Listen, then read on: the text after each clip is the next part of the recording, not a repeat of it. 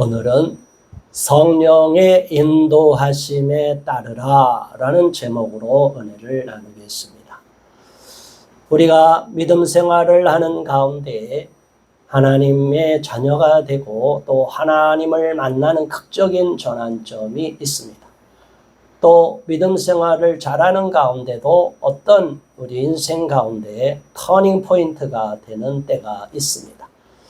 우리는 하나님 앞에 충성을 다하기 원하고 또 하나님이 나를 이 땅에 부르시고 또 예수를 믿게 하시고 하나님의 자녀가 되게 하시고 사명을 주신 것을 알고 계실 겁니다. 그러나 아직까지도 나에게 어떤 사명이 주어졌는지를 깨닫지 못하는 분이 있다면 이 시간 기도하시기 바랍니다. 하나님, 나에게 어떤 사명을 주셨습니까? 하나님, 나에게 주신 사명이 무엇입니까? 라고 묻고 응답을 받는 것, 그게 바로 비전을 발견하는 것입니다. 우리는 개인적으로 꿈이 있고 야망이 있고 나름대로 인생의 설계를 하고 있습니다. 우리 학생 때부터 나는 미래에 어떤 사람이 될 것입니다 라고 되고 싶다는 꿈을 갖고 나름대로 열심히 공부하고 노력을 합니다. 그런데 그러한 노력과 병행하여서 하나님께 기도를 해야 됩니다. 우리가 인생의 목표를 갖는데 하나님과 기도하지 않고 성공만을 질주하고 내가 꿈꾸는 이상적인 내가 판단할 때 좋은 것으로만 판단해서 가면 그 모든 것은 다 나중에 보면 자기의 유익을 위한 것이 됩니다. 그래서 나의 유익만을 위해서 열심히 달려가게 되면 하나님을 제쳐놓게 되면 거기에서 진정으로 하나님의 나에 대한 꿈, 하나님이 나에 대한 계획, 하나님이 나를 향한 비전을 발견하지 못하게 되는 거예요. 그래서 저와 여러분들은 인생 가운데 어떤 일에 지금 종사하고 있고 어떠한 목표를 향하여 질주하여 가든지 하나님께 날마다 기도해야 됩니다. 우리가 요즘은 자동차를 몰고 가더라도 너무나 잘 돼 있습니다. 내비게이션이 너무나 잘 돼 있어요. 우리가 방향을 틀어가면 가장 최단 거리를 알려줍니다. 그 내비게이션이 때때로는 오작동이 일어날 수도 있지만 그러나 일반적으로는 낯선 지역, 모르는 곳으로 가게 되면 이 내비게이션이 우리가 몰랐던 그 길도 잘 찾아갈 수 있도록 안내해 줍니다. 왜 그러냐? 자동차에 탑재된 그리고 핸드폰으로 요즘 앱으로 작동되는 것들이 계속 인공위성과 교신을 하면서 위치를 정확하게 찍어주기 때문에 항상 어디에 위치해 있는지 어떤 경로로 가든지 가장 빠른 길, 최적의 경로로 안내해 주는 경우가 있습니다. 그렇다면 우리들은 어떠한 그러한 도움을 받고 살아가야 되겠습니까? 우리의 인생의 계획을 향하여 가는데 지도상으로 보면 그냥 그 목표 지점이 있고 도로가 뚫려 있는 줄 아는데 막상 가보면 너무나 상황이 다른 것을 봅니다.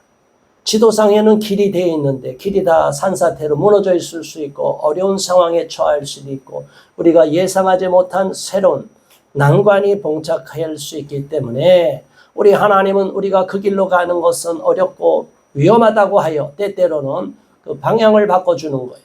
기도하는 사람은 수시로 그 경로를 계속 수정해 가게 됩니다. 그런 작은 경로를 수정해 가는 것도 중요한데 더 본질적으로는 하나님께서 저와 여러분을 지명하여 부르시고 하나님의 자녀로 삼으시고 이제 사명자의 길을 가도록 이렇게 인도하실 때에는 큰 틀에서 방향이 잘못되어 있을 때는 완전히 뒤집어 엎으셔서 새로운 길로 이끌어가는 것을 봅니다. 저 역시 지난날에 제 나름대로 여러 가지 인생의 계획과 목표가 있었습니다.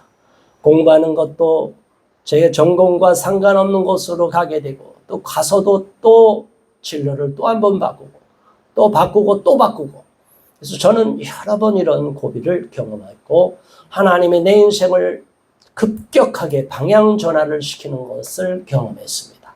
그런데 지금 와서 보면 그 순간순간은 어려웠고 선택하기가 힘들었고 새로운 학문, 새로운 공부, 새로운 진로에 새로운 하나님이 주신 사역지로 가서 일을 할 때는 너무나 어려운 것을 경험합니다. 다시 시작을 해야 돼요. 또 새롭게 해야 돼요. 공부도 새롭게 해야 돼요. 그러면 그 일이 힘들다고 포기하면 어떻게 되겠습니까? 하나님이 저를 그렇게 이끌어 주셨을 때 지금 와서 돌아보면 너무나 감사한 것을 봅니다. 제가 끝까지 기도하고 기도줄을 놓지 않고 하나님을 붙잡고 하나님 도와주세요. 하나님 이끌어주세요. 하나님 제 삶을 하나님께 드리오니 하나님 제 인생이 헛되이 낭비되지 않게 해주세요. 어떻게 기도한다고요? 제 인생을 헛되이 낭비하지 않게 해주세요라고 저는 기도합니다. 그리고 많은 사람이 죽어가요. 오늘도 자연스럽게 수명이 다하여 죽는 사람, 세상과 작별하는 별세하는 사람이 많아요. 그리고 예기치 못한 사고로 갑작스럽게 생명을 잃는 경우가 많아요. 자, 여러분, 우리 인생이 어떻게 돼야 되겠습니까? 그냥 아무런 의미 없이 사고나 쓸데없는 데 가서 있다가 불의의 사고로 세상을 떠나는 것만큼 억울하고 힘든 일이 어디 있겠어요? 슬픈 일이 어디 있겠어요? 저는 그렇게 해서 하나님께 기도하는 게 있습니다. 여러분도 이 기도가 마음에 부딪히면 함께 저처럼 기도하시기 바랍니다. 하나님, 저는 헛된 죽음을 맞이하지 않게 해주소서. 하나님, 저는 제 인생을 하나님께 드리오니 제 인생이 허무하게 아무런 가치 없이 제 생명이 끝나지 않게 주시옵소서. 기도해요. 제가 죽는 것은 저는 두렵지 않고 오늘도 하나님이 저를 데려가시면 저는 아무 문제가 없어요. 저는 죽을 준비가 되어 있어요. 그런데 제가 죽는 것이 아무건 열매가 없이 제가 하나님 위해서 애썼는데 그것이 결실도 맺지 못하고 또 해야 될 많은 하나님의 일이 있는데 그것도 다 어느 정도 제가 해야 될 몫을 감당하지도 못하고 그냥 허무하게 시작만 해놓고 끝나는 이런 일로 제 인생이 마감되지 않게 해달라고 기도합니다. 그리고 제가 죽을 때는 하나님의 이름이 높아지기를 기도합니다. 제가 언제든지 죽을 수 있는 준비가 되어 있지만 제 죽음이 하찮은 죽음이 되지 않기를 기도하고 있어요. 그래서 하나님은 저에게 주신 사명을 다 감당하고 나면 저를 데려가실 거예요.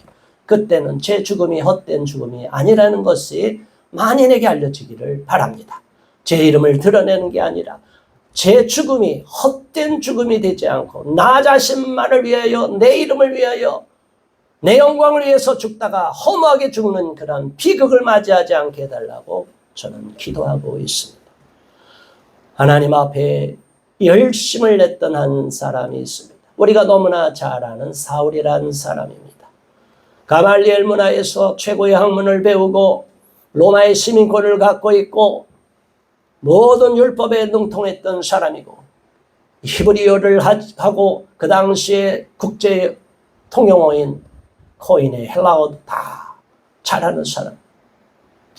얼마나 유창하고 유식하고 똑똑하고 그 시대에 좋은 자리를 차지할 수 있는 기회가 많이 있지 않겠습니까?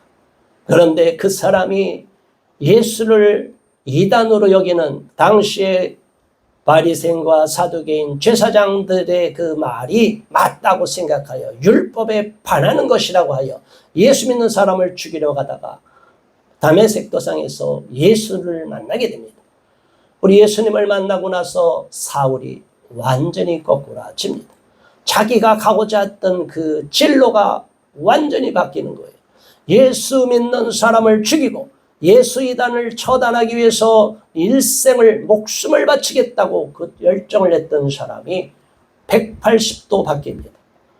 눈에 비늘이 벗겨지고 아나니아가 안수함으로 말미암아 눈에 비늘이 벗겨지니까 그 핍박했던 분이 메시아고 우리가 고대했던 하나님이고 바로 구세주라는 사실을 깨닫게 됩니다. 비로소 사울은 거듭나게 돼요. 예수를 전파하는 것이 내 일생의 사명이 되어야 되겠다고 완전히 바뀌게 됩니다. 저와 여러분이 그러한 극적인 인생의 변화가 일어나기를 바랍니다. 아직 예수를 믿지 않는 사람 가운데도 이러한 사울과 같은 극적인 변화가 일어나서 하나님께로 돌아오게 할 사람들이 많이 있다고 저는 믿습니다.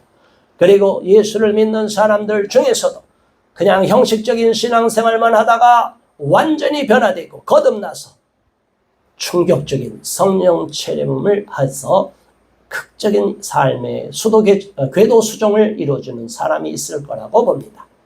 이 바울이 이제 사울이 바울이 되어서 열심히 복음을 전하다가 1차 선교여행 당시에 아시아 지방, 터키 지방, 오늘날 그 지역을 도는 1차 선교여행, 2차 선교여행은 터키 지방을 넘어서 마게도니아, 그리스 지역까지 넘어가서 2차 선교여행을 마치고 또 3차 선교여행을 또 열심히 돌다가 이제 압송이 돼서 죽음을 맞이해서 로마로까지 가게 되는 그러한 하나님의 계획이 있습니다. 자, 그런데 그 와중에 2차 선교여행 중에 있었던 이야기, 오늘의 본문의 말씀, 아주 대단히 중요한 사건이 일어납니다. 오늘의 본문의 말씀을 통해서 우리가 은혜를 받는 저와 여러분 되기를 바랍니다. 16장 6절의 말씀 다 함께 봉독합니다. 성령이 아시아에서 말씀을 전하지 못하게 하시거늘 그들이 부르기아와 갈라디아 땅으로 다녀가. 아멘. 사도 바울은 열심히 복음을 전하는 거예요. 1차 선교여행을 다녀왔던 지역이 있고 또 거기서 열심히 해서 그 오늘날 터키 지방 그 지방 위에 그 위쪽으로까지 계속 올라가서 그 전 지역을 다 복음화하기를 원했어요. 가다 보니까 많은 사람이 예수를 믿게 되고 변화가 일어나고 교회가 세워지고 얼마나 보람이 있는지 모릅니다. 그러니까 이 지역 땅 덩어리만 해도 너무나 크고 많은 사람이 있으니까 거기서 복음을 전해야 되겠다고 계속 그 위쪽으로 북쪽으로 향하여 가려고 합니다. 그런데 하나님께서 성령님께서 사도 바울의 그 마음, 열정, 인간적으로 자기 이름을 내려는 것이 아니에요. 사도 바울은 하나님을 위한 열정밖에 없었어요. 그 열정이 넘친 사도 바울에게 하나님은 아시아에서 더 복음을 전하는 것을 원하지 않으셨어요. 사도 바울은 괴로웁니다. 열심히 복음을 전하는데 성령님이 허락을 안 하시는 거예요. 이상하다는 거예요. 우리가 하나님을 세상 길로 가는 것도 아니고 하나님의 나라를 위해서 선교를 하기 위해서 많은 이방인들을 구원하기 위해서 복음을 전하려고 하는데 왜 하나님이 막으시나? 많이 사도 바울이 기도하지 않고 자기 마음대로 자기 열정으로만 넘쳤다면 이러한 은혜를 받지 못할 것입니다.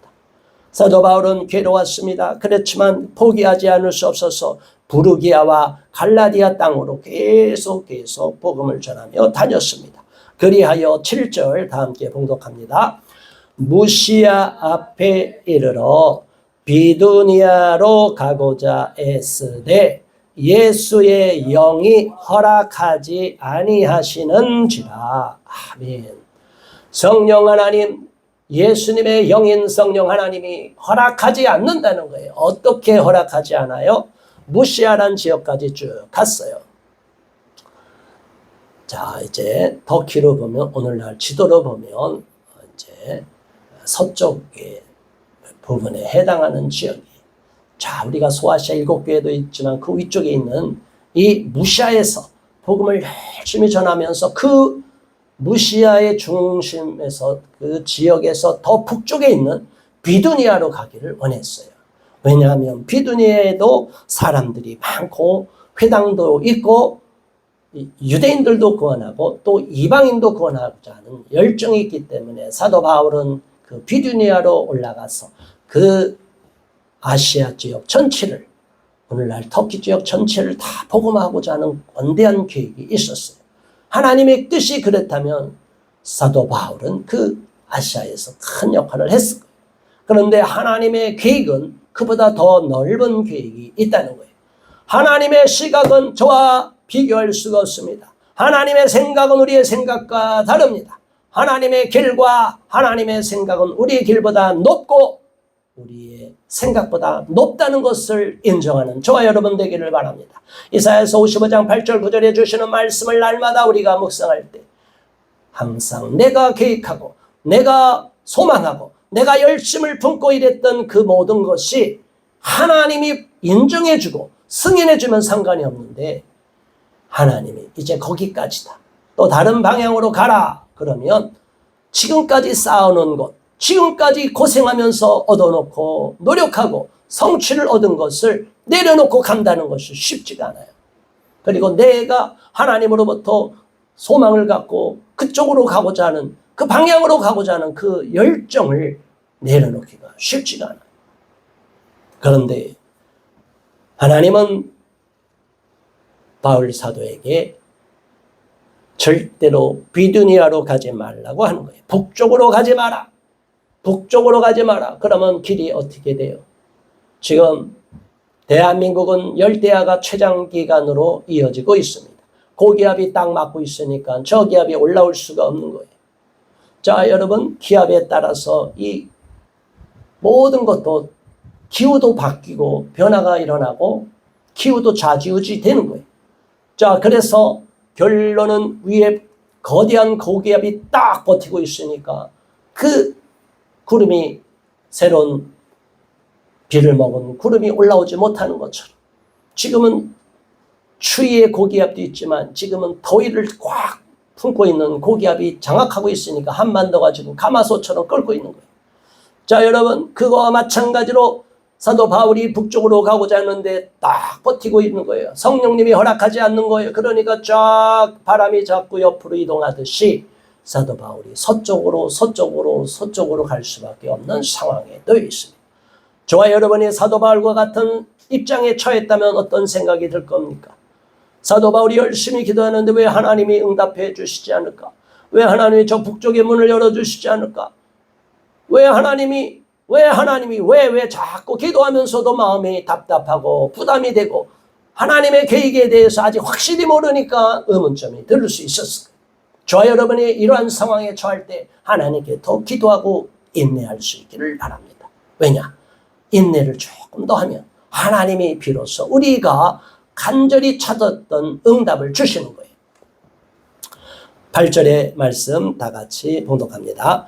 무시아를 지나 드로아로 내려갔는데, 그래서 무시아에서 좌측으로 더 쭉 가면 이제 드로아라는 지방이 나오는 거예요.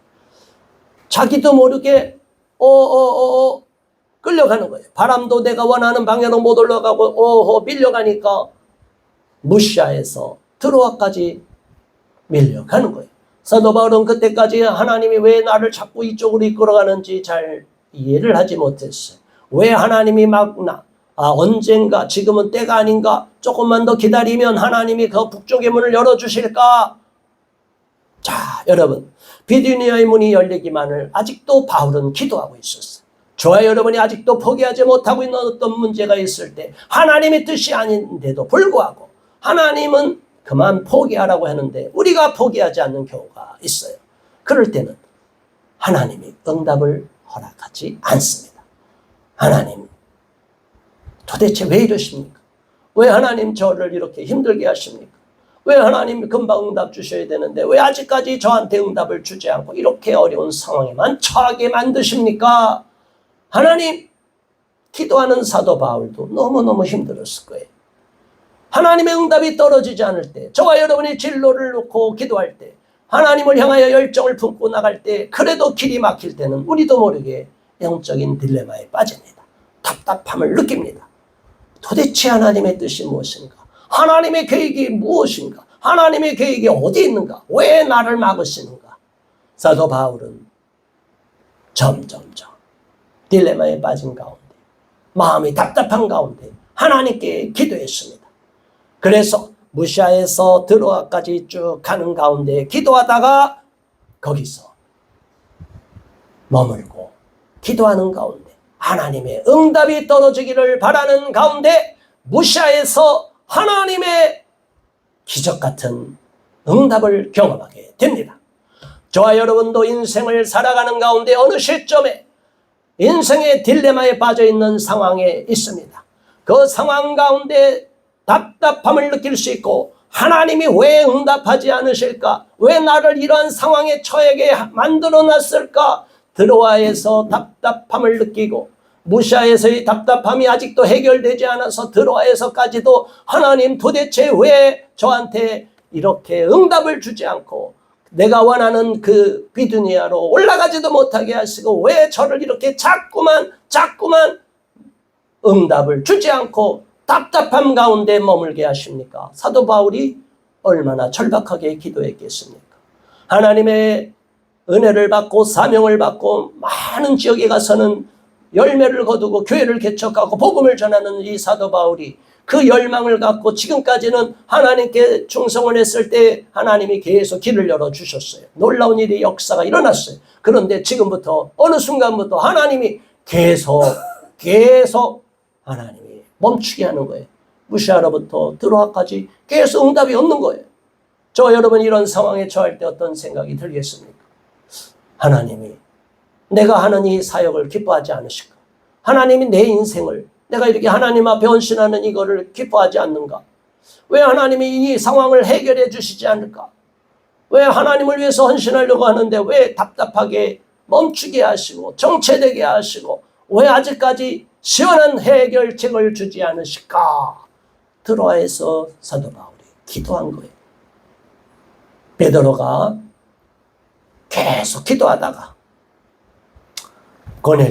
고넬료가 보내는 사람을 만난 것, 그 환상을 본 것처럼 사도 바울이 계속 기도하는 거예요. 그럴 때 하나님의 놀라운 역사가 일어납니다.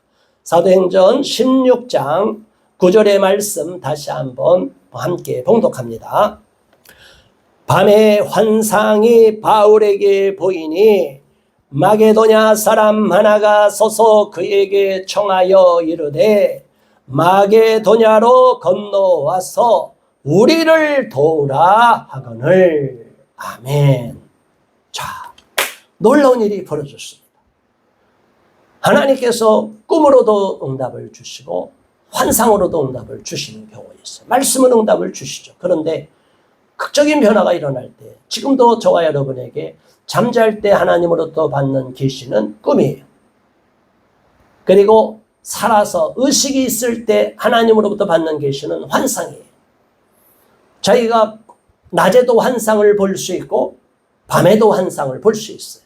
자, 베드로는 낮에 환상을 봤지만 사도 바울은 오늘 밤중에 기도하다가 환상을 보게 된 거예요. 오늘날로 보면 갑자기 어두운 때 환해지면 영화가 펼쳐지는 것처럼 장면이 펼쳐지는데 사람이 나타난 거예요. 그 사람이 누구예요?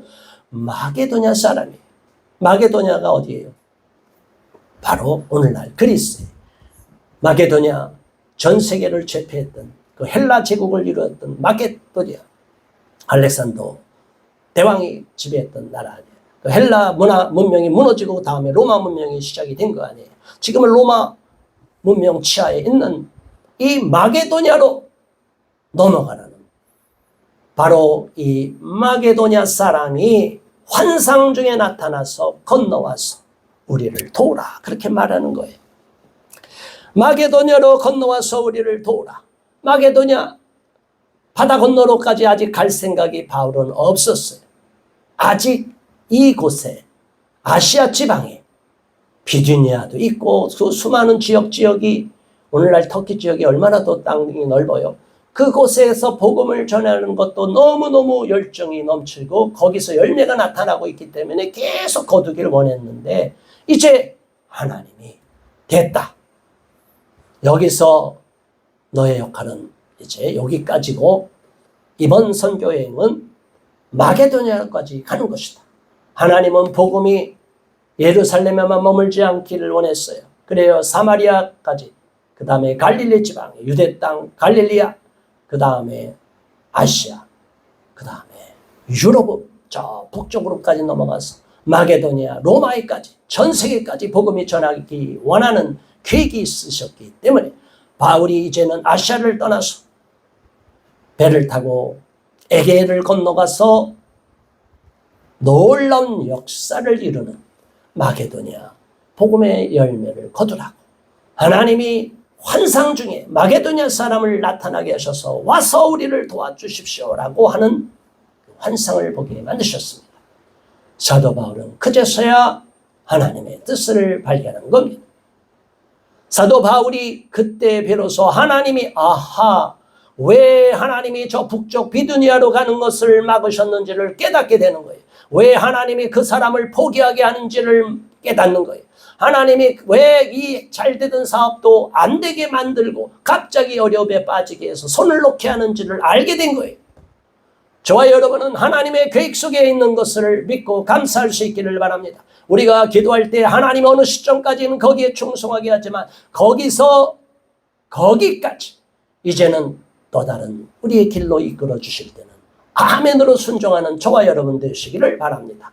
하나님은 사도 바울을 마게도냐로 가서 더 많은 영혼을 구원하기 위해서 복음이 온 세계로 전파되기를 바라고 있기 때문에 아시아에 계속 머물기를 원하지 않으셨어요. 헌신하고 충성을 다한 이 사도 바울을 이제는 마게도냐로 넘어가도록 했어요. 그래서 역사학자인 아놀드 토인비는 이 사건을 이렇게 표현을 합니다. 사도 바울을 태우고 가는 이 배는 뭐라고요? 사도 바울을 태우고 가는 그 배는 유럽의 2000년의 문명을 싣고 가는 배였다. 이렇게 표현을 했어요. 무슨 얘기인지 아시죠? 사도 바울이 복음을 들고 유럽으로 넘어가면서 그 에게 좁은 그 북쪽 에게를 넘어가면서 유럽의 야만족이었던 유럽이 문명 철학은 발전했지만 영적으로 야만족이었던 그곳이 완전한 기독교 문명권으로 바뀌게 되는 거예요. 그런데 그 유럽이 지금은 온갖 다문화주의, 동성애로 성혁명으로 다 뒤덮여버려가고 또 영적으로 야만 국가로 변질돼 버렸어요. 그리고 문명적으로도 경제적으로도 유럽은 그렇게 놀라운 선진국이라고 칭찬받을 만한 곳이 되지 못했어요. 이번에 파리올림픽을 통해서 말도 안 되는 개회식을 하고 그들이 가서 보니까 환경오염을 줄인다고 에어컨을 다 쓰지 않고 선수들을 찜통 더위에 머물게 만들고 그 세느강을 그렇게 자기들 자랑하려고 거기다가 몇 조를 투입했대요. 그런데 세느강의 오염 수치가 낮아지지가 않은 거예요. 겨우 대장균 수를 간신히 줄여갖고 세느강에서도 근대오종 경기를 했고 말이 안 되는 거예요. 자, 여러분, 우리가 지금 살고 있는 대한민국 10년, 20년 전만 하더라도 형편없었어요. 많이 발전했지만 20년 전만 해도 아직도 일본이나 유럽은 위에 있는 나라라고 생각했어요. 그런데 지금 보면 우리나라 국민 1인당 소득이 일본을 추월했어요. 거기 여러 가지 환율도 있겠죠. 그리고 유럽에 있던 사람들이 여행했던 사람이 대한민국에 와서 보면 너무너무 놀랍고 너무너무 변화가 일어나고 너무너무 이곳이 살기 좋은 곳이구나. 대한민국이 이렇게 발전했구나라고 느끼게 된다는 거예요. 그런데 우리는 아직까지도 이것을 잘 못 깨달아요. 왜 대한민국을 하나님이 이렇게 잘 살게 만드셨습니까? 우리나라가 이렇게 잘 살게 된 결정적인 계기는 이 땅에 복음이 들어오고 복음을 전하는 선교사님들이 들어왔기 때문이에요. 그래서 저와 여러분들은 하나님 앞에 헌신하며 충성을 다해야 되며 우리는 끝까지 주님 앞에 나가서 열매를 거둬야 되는 것입니다. 우리나라가 하나님의 복을 받아서 이만큼 잘 살게 됐고 많은 훌륭한 정치 지도자들을 세워서 여기까지 이르게 된 거예요. 그런데 우리나라에서는 잘 먹고 잘 살니까 이게 커져 주어진 줄로 알아요. 많은 사람들이 저도 과거에 정책을 공부했기 때문에 민주주의가 뭐냐, 교과서에서 배우는 민주주의대로 왜 안 되냐, 대한민국을 그냥 서유럽과 미국과 동일시해갖고 말도 안 되는 거예요. 우리나라는 조선시대 구한말에 무너진 지 얼마 되지 않은 시점인데 어떻게 서구민주주의 몇백 년을 이어온 그 서구민주주의 체제를 우리가 그대로 똑같이 할 수가 있습니까? 이건 말도 안 되는 무식한 자들인데 이 무식한 정치인들이 자기들의 이상만 갖고서 뒤집어 풀려고 공산주의로 가겠다, 완전 사회주의로 가고 완전한 유럽의, 미국의, 서구의 민주주의 국가처럼 우리가 민주주의 마음 놓고 다 자기 목소리를 내는 그런 나라를 만들겠다. 먹을 것도 없는데 어떻게 그런 민주주의가 이루어지겠습니까? 경제가 발전하면서 사회 수준이 높아지고 문화 수준이 높아지면 그런 민주주의가 저절로 되는 거예요. 물론 민주주의를 지향해야죠. 독재는 있어줘도 안 되겠죠. 그러나 여러분, 지난날 우리가 이렇게 먹고 살만하니까 북한과 비교해서는 상상할 수 없는 발전이 이루어진 거예요. 하나님이 주신 복이라고 믿고 감사하는 저와 여러분 되기를 바랍니다. 무조건 민주주의가 최고라고 해요. 60년 4.19 혁명이 일어나고 나서 민주주의로만 계속 민주주의로만 나가면 어떻게 될까요? 이 나라는 벌써 북한보다도 못한 공산화가 되고 말할 수 있어요. 후진국으로 전락할 수밖에 없었어요. 그러나 그러한 전후에 분단된 국가, 식민지 국가에서 해방된 나라에서 이렇게 대한민국과 같이 전 세계 선진국 대열에 올라간 나라가 있는지 여러분 말씀해 보시기 바랍니다.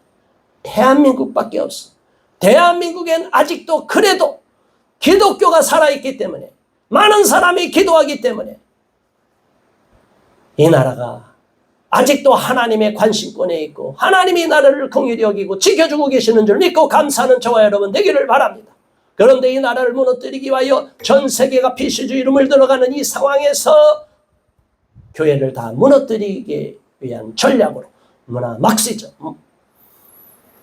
문화 마르크시즘으로 인하여 완전히 타락을 시켜버리고 다문화주의로 이민을 받아들이고 외국인을 무조건 다 받아들여서 외국인에게 무차별적으로 수용해서 유럽에서는 이슬람이 완전히 개토를 형성해서 장악하게 만들어서 오히려 자국민이 테러의 위협에 범죄의 희생양이 되는 끔찍한 나라가 되게 만들었어요. 치안을 담보할 수 없는 나라가 됐어요. 언제 칼에 찔려 죽을지 폭탄 테러의 희생양이 될지 모르는 상황이 되어버렸어요. 이런 나라를 우리가 꿈꾸는 것이 정상입니까? 이것을 추구하는 자들은 매국노들이고 반민족 범죄자로 처단을 시켜야 되는 거예요. 우리의 다음 세대를 다 죽음으로 이끄는 거짓된 사꾼 사입이, 거짓 선지자들이, 거짓 교사들이, 이런 자들이 이 나라를 지금 좌지우지하고 있기 때문에 우리가 지금 위험에 빠져 있어서 여전히 우리는 깨어서 기도해야 되는 것입니다. 사도 바울이 유럽을 완전히 복음화시키기 위한 하나님의 원대한 계획 속에서 사도 바울을 하나님이 마게도냐로 인도하기 위하여 드로아에서 환상을 보고 마게도냐 사람이 와서 우리를 도우라고 말했습니다. 우리 또한 지금 전 세계에 오염돼 가고 변질돼 버린 이 타락한 PC주의가 물든 세상 가운데 우리 크리스찬들이, 한국교회 성도들이, 우리 선교사들이 동성애를 반대하며 성경 말씀을 그대로 변질시키지 않는, 성경 비평으로 완전히 난도질하는 이러한 잘못된 신학자들, 잘못된 거짓 목사들을 다 솎아내고 온전히 복음으로 하나가 되고 순전하게 성경의 영감을 믿는 하나님의 신실한 사역자들이 전 세계로 수출이 되어서 그 나라를 살리고 깨워야 될 줄로 믿습니다. 이게 바로 오늘 저와 여러분에게 주어진 사명입니다. 그렇기 때문에 저와 여러분은 각자의 영역에서, 내가 학생이면 공부하는 가운데, 주부면, 직장인이면 직장 가운데, 또 어떤 일을 맡긴 큰 사명을 맡았다면 그러한 공직에 있든 어떤 일에 종사하든 그 일터에서 우리는 하나님의 영광을 드러내야 될 줄로 믿습니다. 그게 바로 하나님이 저와 여러분을 세우신 목적이고 부르신 목적이기 때문에 이러한 하나님의 원대한 계획 가운데 아직도 내 생각에, 내 고집대로 내가 계획한 인생만을 고집하고 있다면 이제는 내려놓으시고 하나님이 인도하는 대로, 성령님이 이끌어가는 대로 순종하며 달려가는 저와 여러분 되시기를 주님의 이름으로 축원합니다. 10절의 마지막 말씀 다 함께 봉독합니다. 바울이 그 환상을 보았을 때 우리가 곧 마게도냐로 떠나기를 힘쓰니 이는 하나님이 저 사람들에게 복음을 전하라고 우리를 부르신 줄로 인정함이로라. 할렐루야. 자, 여러분, 사도 바울이 그 열정을 갖고 하나님을 위해서 충성을 다하기를 원했습니다. 그럼에도 불구하고 하나님이 막으신 거예요. 성령님이 막으신 거예요. 예수의 영이 막으신 거예요. 자기 마음대로 선교하고 자기 마음대로 복음을 전하는 것이 아니에요. 사도 바울도 인간이기 때문에 자기의 계획이 있었어요. 그래서 북쪽으로 비두니아로 계속 올라가려고 했지만 하나님이 막으시고, 때가 되면 답답한 가운데 하나님이 때가 되니까 하나님이 계시를 보여주시는 거예요. 환상 가운데 길을 열어주시는 거예요. 저와 여러분이 사도 바울과 같은 경험과 체험을 할 수 있기를 주님의 이름으로 축원합니다. 사도 바울과 같이 어느 때까지 기도하면 하나님이 반드시 세계를 열어주실 줄 믿습니다. 그 길을 열어줄 때 우리는 사도 바울과 같이 즉시 마게도냐로 떠날 결심을 하고 준비를 한 사도 바울을 본받아서 우리도 바로 그것에 순종하며 나가야 됩니다. 미련을 둘 필요가 없습니다. 하나님의 뜻에 순종하며 충성을 다하다가 어느 시점에 여기까지다 하면 또 다음 장소로 이끌어 주시는 거예요. 하나님은 저와 여러분을 기도하는 사람을 외면하지 않습니다. 끝까지 책임져 주십니다. 하나님의 자녀를 끝까지 천국으로 인도하시는데 가는 과정에서 우리가 모르는 길을 내비게이션이 이끌어 주듯이 하나님께서 성령 하나님이 우리를 인도하실 때 우리는 무조건 순종하며 달려갈 수 있기를 주님의 이름으로 축원합니다. 마게도냐로 부른 그 마게도냐로 이끌어 주시는 하나님의 그 계획 속에 즉각 순종한 바울처럼 우리 모두 순종할 수 있게 해달라고, 하나님의 귀한 응답을 체험할 수 있게 해달라고 이 시간 합심하여 기도합니다. 주여 할렐루야. 하나님 아버지 고맙습니다. 감사합니다. 하나님, 우리의 인생 가운데 전환점을 맞이할 때가 있을 때 우리가 기도하면 하나님이 선한 길로 이끌어 주시는 것, 복된 길로 이끌어 주시는 것을 경험합니다.